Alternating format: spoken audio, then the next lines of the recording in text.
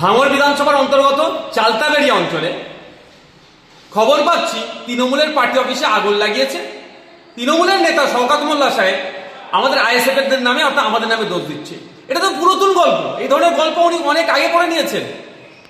এটা সুপরিকল্পিত আইএসএফ এর ছেলেদেরকে আইএসএফ এর ছেলেদের নামে মিথ্যা মামলা দেওয়ার জন্য।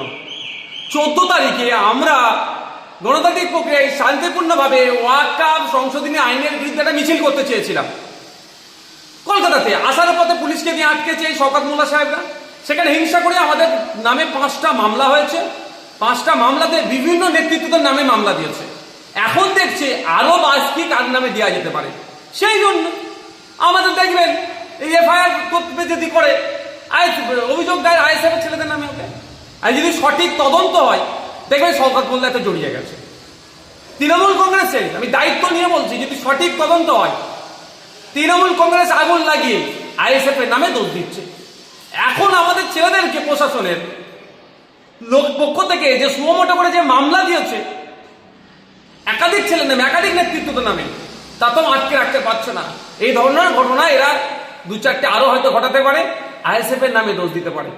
তবে আমরাও দেখছি পুলিশ নিরপেক্ষ তদন্ত করুক। যে আগুন লেগেছে সত্যি যদি তাকে গ্রেফতার করা হয় দেখবেন, আমি অন ক্যামেরা বলছি, সে তৃণমূলের। এবার তাকে কে আগুন লাগাতে বলেছে তৃণমূলের বড় নেতারও নাম চলে আসবে যদি সঠিক তদন্ত হয়।